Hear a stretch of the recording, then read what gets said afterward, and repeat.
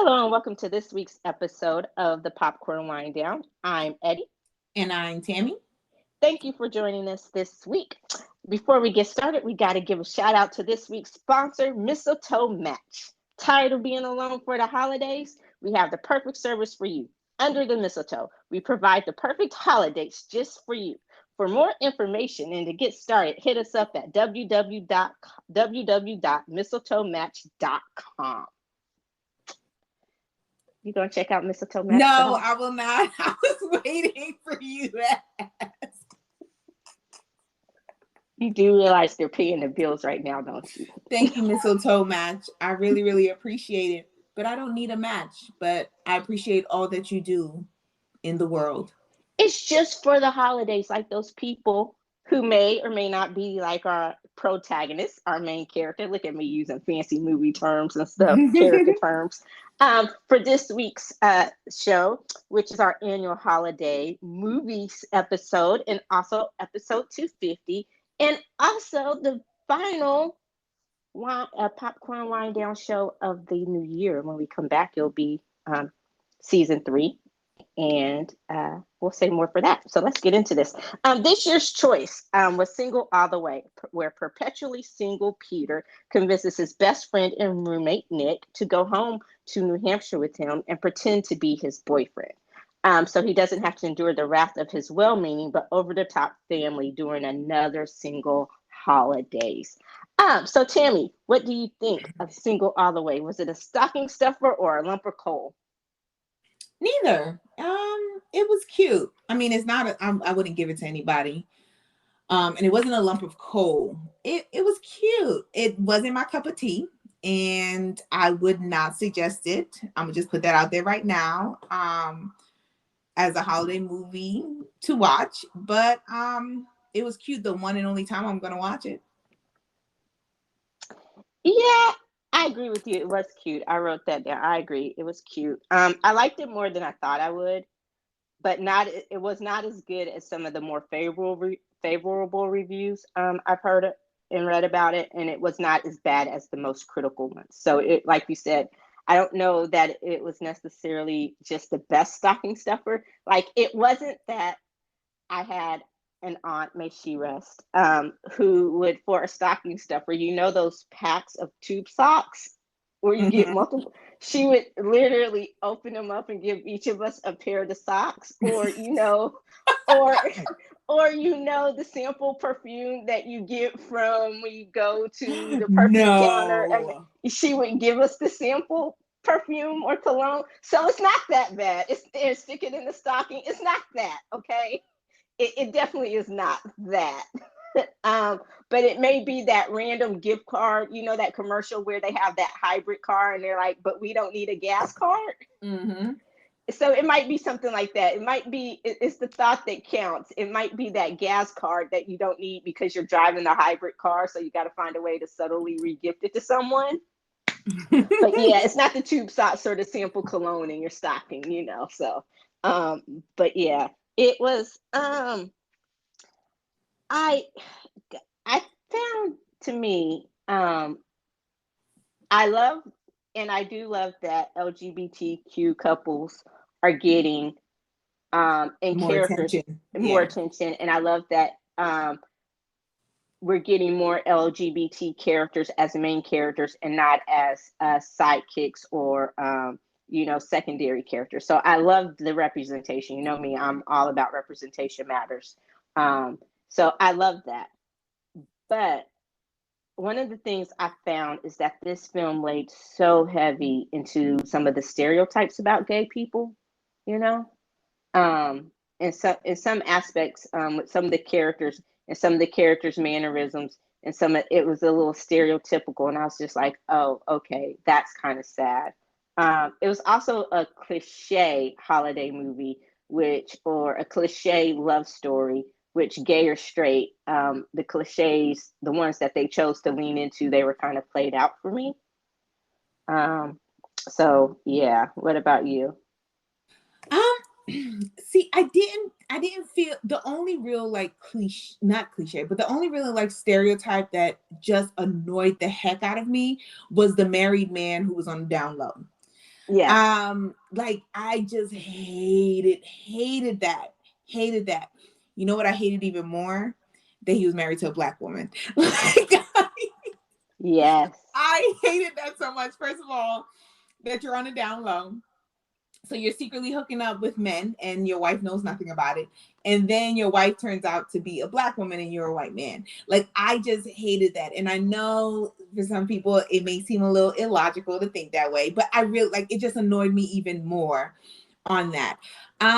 Like his friends in LA and how they acted and everything like that. Yeah, that can be seen as a lot of stereotypes, but there are gay men who are like that. Yeah, no, Um, and I get that. I guess what I'm saying is, and I understand that, but it just seems like it wasn't really any in between. Like it was just like okay, and that didn't bother me so much is because like you said, there are gay men who are like that, and that's fine. And sometimes that's all your circle consists of, and that is fine. I don't have a problem with that. My stereotype is with I'm with you. It was the download that just kind of got me. It's like, okay, you knew something was going to be wrong with the doctor boyfriend. Could it have been that he actually was involved in another relationship? Why yeah, did it have to be with a woman and a woman of color that he had to be on the down low? So that to me is what irked me the most. It wasn't necessarily the caricatures of his circle or anything like that. That didn't bother me too much. It was just that one particular thing with the doctor that bothered me. That whole stereotype of oh, you know. So yeah.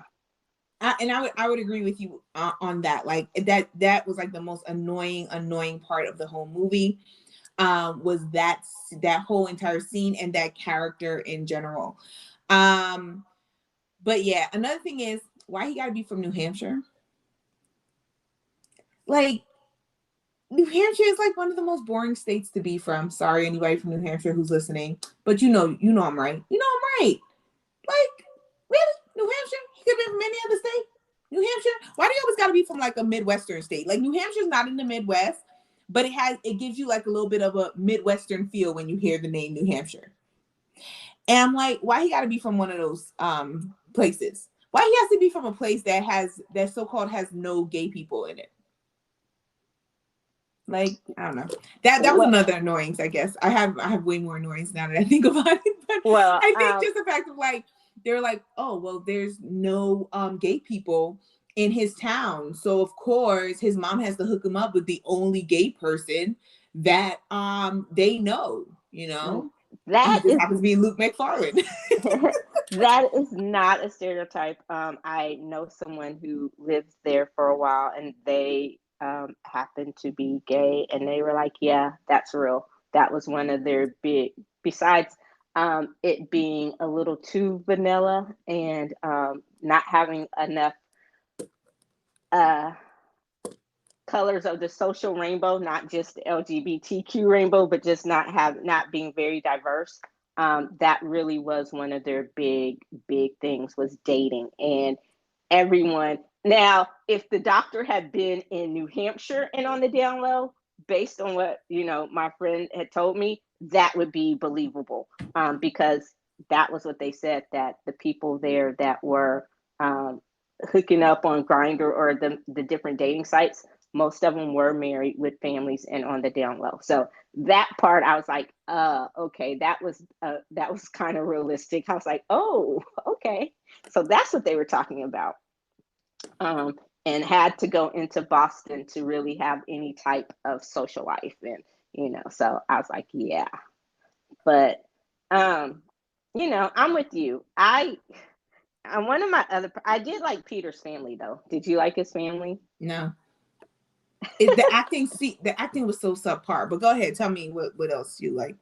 I liked his sister, the one that owned the bar. She was over the top and dramatic. I just took it for what it was. It was something that I There's wasn't. actual siblings like that, y'all. Yeah, I wasn't trying to just read too much into it. I loved his nieces. They were funny. They were on a mission. Um, I know everyone loves Jennifer Coolidge. I know she's a gay I can't icon. stand her. but I did not like her in this role. Normally, she doesn't bother me, but in this one, it seemed like they were trying too hard, to make it seem like why she's so cool and she's such this iconic figure in the gay community. And I was just like, oh, okay.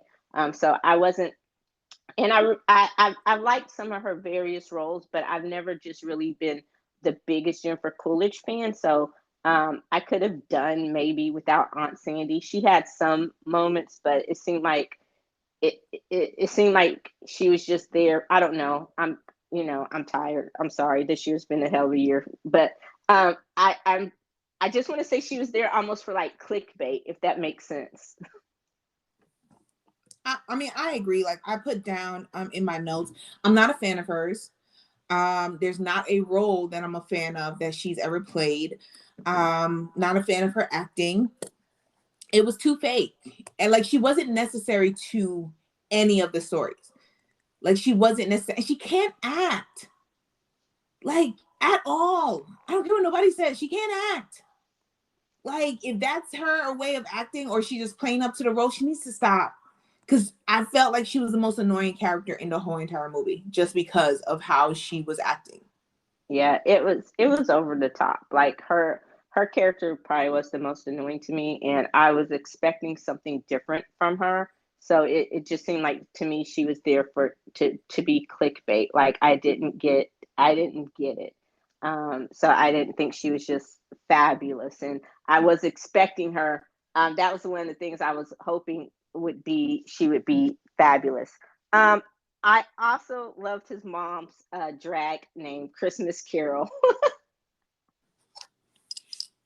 I thought Oh, that was was that her cute. drag name? Yeah, like yeah, because when they were in the car, they were talking about because he was going to call her something else, Carol the Bells or something, and he goes, "No, it's Christmas Carol. Every year for December, you have to call her Christmas Carol. That's her Christmas drag name." And I was like, "Oh, okay." So I thought that was cute, but um, one thing I needed more of was Luke McFarlane. I love him. I I just love him. I just think he's so sexy. So you And only needed him because you love him. yeah, well, I was also like, and that was one of my things. I guess when I said it played into the cliches, a lot about this movie, it was cute, but it seemed so rushed. Didn't he Like, seem a little forced? yes, On like like one minute y'all are the best of friends and y'all know each other. I mean, we knew what the ending was going to be, but it was just like, okay, they got that connection, everything like that. And then they were talking like, oh no, that like that's never been an option. Like we've never gone there. We've never thought of it. Like that's what they kept saying for half of the movie, how that was something that just was not there. And then all of a sudden, in the second half of the movie, it just flipped. And all of a sudden, you're both in love with each other, but you don't want to mess up your friendship and all that other. I was just like, what? well, I understand the denial part of it. Like they've been the best friends, and maybe they've had, at one point in time, they each had feelings for one or the other, but they never want to chance it because of the friendship. I get that. And then when people keep saying it and over, and it's like, well, is it a possibility? Could this long Harvard thing that I just pushed down because it comes to the surface? I understood that. But the the part about the way it happened seeming forced and rushed, yes. Because here's the thing, you you were in love with this. They showed that I didn't see the chemistry between them. I get that they were best friends, but they hardly spent any time together in the movie. And it's like, okay, you told us that we saw that they were roommates, we saw that they were best friends, but we didn't see that spark, that moment where either of them were supposed to realize what they. You okay? Yeah. Uh, I just dropped something. Continue. Sorry. we didn't see that part where either one of them live radio. Look, live radio, live podcasting, people, live I podcast. feel like let's just continue like you didn't hear it. um, so they were just like, so I guess what I wanted to see was that transition. Even in a Lifetime movie, you get that moment where they start spending more and more time together. Even that was done in like a montage. So all the scenes where we were supposed to actually see them growing closer and feel that chemistry and kind of be invited into it, it still seemed like this closed off secret because it was all done through montage scenes. So it's like I never really got from them being friends to us seeing the chemistry that everyone supposedly saw, besides them just being really close, you know. So that like they didn't really spend a whole lot of time. He spent more time going on dates with the hot, sexy Luke McFarlane than he did, and sabotaging that by talking about Nick the whole time, than he did actually spending time with Nick, talking to Nick about different things, to where you could see them actually what was there, what everyone else saw. I guess that was my problem. No, and I think that's partly what I was trying to say. So I'll piggyback off of what you just said. That's what it is. Like, I didn't fully see the chemistry. Like, I saw a possibility of him and I forgot what Luke James. McFarlane, what was it? James. So I saw the chemistry between, I saw a development between him and James. Like, you could see them falling for each other. And then it was kind of like there was a flip. So, but like with him and Nick, I didn't necessarily see that. Like, I felt that it was more them being told that's what they're supposed to be feeling, and then all of a sudden they started to feel it. If that makes any sense. Like that's what I kind of got from the scenes that they had, where like, yeah, of course you're gonna deny and everything like that, but it was more all of a sudden the feelings popped to the surface because everybody's telling you that's what you feel. Like, everybody's telling Nick, you're in love with him. You're in love with him. And he was like, you're right. I'm in love with him. And I'm just like, what?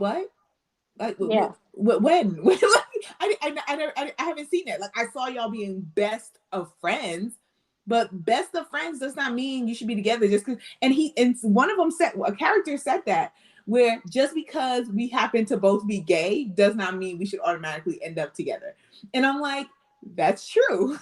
Like both him and his mom, like everyone kept saying it. Like, people, even from the beginning when they were at the Christmas party, they were like, "Oh, everyone's supposed to just automatically assume." I'm like, okay, I know my best friends like the back of my hand. So yeah, if we're at a party, I know, and I know what they want to drink, so I will bring them something to drink. That doesn't mean that we're in love with each other, or the moments where you're just really close or anything like that. So I didn't get it. It's like people kept telling us what we should be seeing, and that is the worst thing when you're writing, especially when you're writing for the screen. The worst thing you can do is tell the audience rather than show us.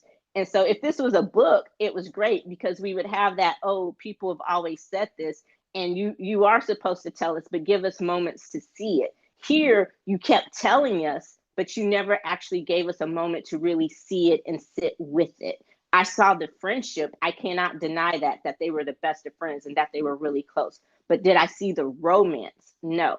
Like, there was potential, like, oh, okay, maybe they could be cute together, but they didn't really have any of those cute moments like him and James had, like at the coffee shop when they were flirting with each other and they both spit back up their even though it was kind of a little bit gross, but their latte, and they got whipped cream, or they went Christmas tree shopping together. Mm-hmm. Like, if you're developing if your friendship is turning into something more, those would have been the great moments between him and Nick, to where Yes.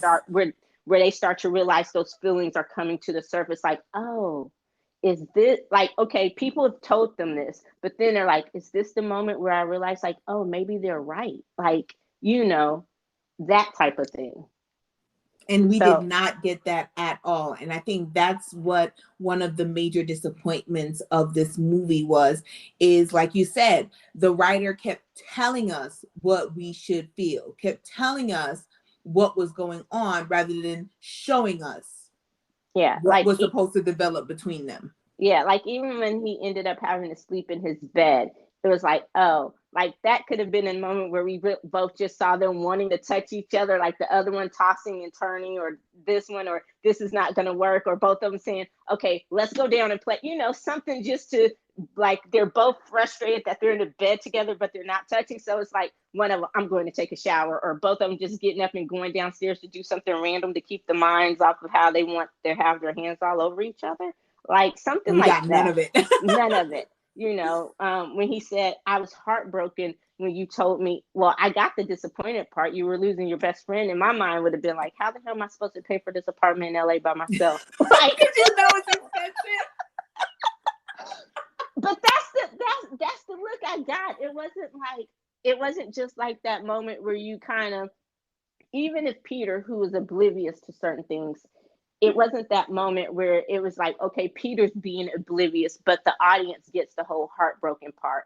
And then the rest of the conversation, we don't even get to see or hear how it goes because we get pushed in to his family, watching them and plotting to how to put them together. So I was just like, yeah, everything just felt so forced. So when they did finally, spoiler alert, get together, it was really anticlimactic, no pun intended. And I still don't agree with it. So No, just besides the point that it's Luke McFarlane, I actually liked him and James together. Like I said, they are the ones who have more potential, more chemistry. It's okay if you think you might love your best friend, but you actually just turn out to be the best of friends. I mean, it really is okay, you know. But I was just like, and then something else that seemed forced to me was the all of a sudden wanting to move back to New Hampshire. yes. Yes, I agree. It's New Hampshire. It's New Hampshire. Which I'm And sure I is, guess he missed his family because his whole family, none of them moved out of New Hampshire. So his whole family is there. They're really, really close. I definitely get that. You want to open up a plant shop. I fully understand that. I don't know how successful of a plant shop you're going to have in New Hampshire. I'm just going to put that out there, but go for it, do your thing. But yeah, it was, yeah, I just felt it was too many forced things. I couldn't fully connect to the story. I watched it, and the only thing that came out of it was me like, "Oh, that was cute." Like that was my response at the end. yeah, like I'm with you. The move to New Hampshire, like you spent the whole first half of the movie saying how it's New Hampshire. You're talking about how there isn't very much of a gay scene. Like your people aren't there. Not and it's just, and this is what I tell people. Um, it's not that I just, when I move to some place, it's not that I just have to have black people all the way around, a predominantly black town. Those don't exist, but you want to go see people who look like you. You want to be in a store and see people who look like you. You want to go to places where people look like you. You want to be able to feel a sense of community wherever you live.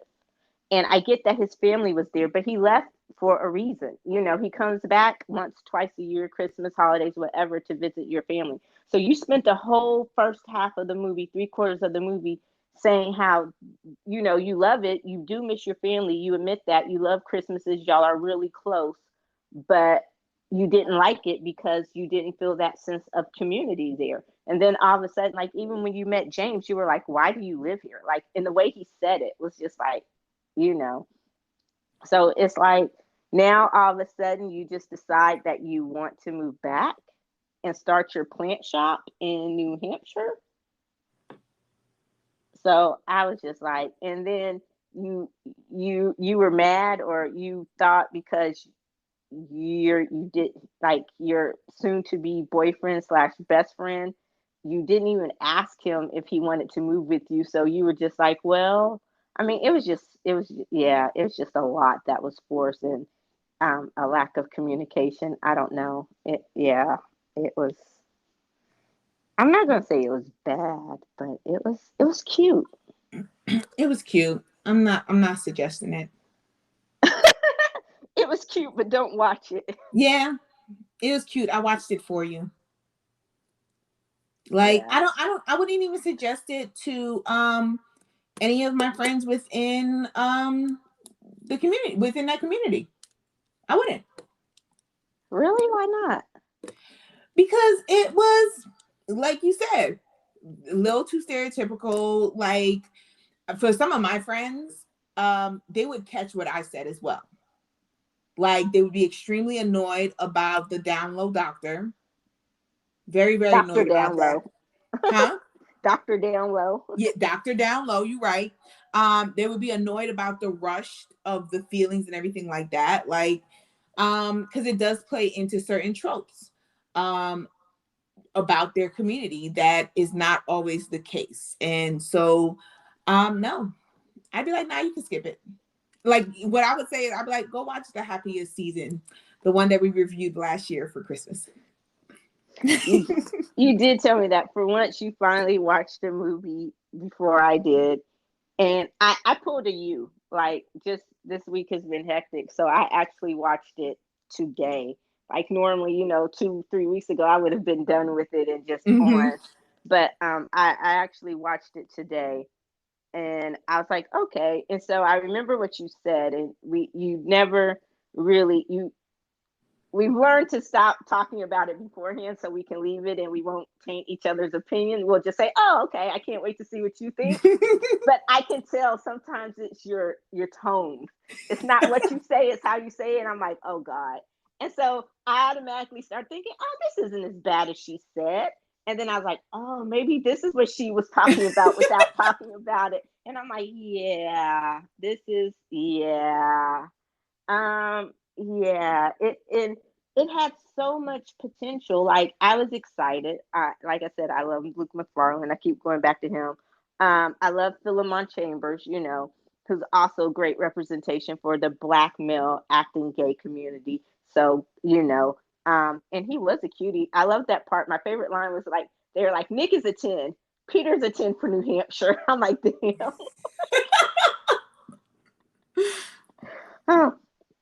But I was just like, okay, so I did like that. And I liked, that he was a lead in it. So I liked that, but it was just too forced. Whether and I'm not saying that, even if it were a straight couple, um, and everything were the same story, everything except it was a straight couple, it still would have been too forced. Everything was too rushed. Like, you didn't give anything a chance to breathe. And I don't know how you expect us to believe that these people are madly in love where they barely spend any time together throughout the whole movie. You Eddie, know, we should write a better holiday movie and then sell it to Netflix, because I feel like if Netflix is like paying all this money for these kind of stuff, like I think we can do it. I think we can do it. I think we can, like, seriously, because that was bad. And I hate saying that, because I love writing, and you telling me that, and by the time by thank look, by Valentine's, I will have it all outlined and ready to go, and you'll be like, oh, you took me seriously. You sure? Like, can I just say that was in my head right now? I was Like, like, I put this out there just like every other idea that I get into my head, and Eddie is gonna hit the ground running with it, and then come back and be like, "All right, so when we gonna start this? Like, I got this," and I'm like, "Oh Lord." so, but yeah, I was just like, so, I really don't have anything else to say. I Me I either. like Let's read it. Although I will say this, I for once found a character, like, I loved Michael Urie in this role. Like, he was just normal. Normally he plays the over the top gay dude. I loved him in Cousin Betty, or Ugly Betty, because that was just his role. But it seemed like every role after Ugly Betty, he'd been stereotyped. So I actually loved seeing him play just a normal guy, a normal role, not that over the top caricature. So I will give him props for that. I'll Um, co-sign that. all right. So what would you rate this cute, not the stocking stuffer, socks or sample cologne movie? um, so I'm going to rate Single All the Way a 2.5. A lot of potential. I could see the potential, but it just did not live up to it. So like I said, it was cute, but I'm not recommending it to anybody to watch. I watched it for you. So 2.5. I give it half a bucket of popcorn. Didn't even get the full bucket. What about you, Eddie? I went just a little bit higher. I gave it a 2.75. But pretty much the same reasons. Yeah, I don't know if I would necessarily recommend it. It probably would not be at the top of my must watch Christmas list. I always my throwback is Miracle on 34th Street anyway. Whenever someone tells me that, have you seen Miracle on 34th Street yet? Ever? Oh, you talking to me? Yeah. Absolutely not. I take that as a no. Okay. No, but I talk about it all the time. The fact that that's always your go-to holiday movie.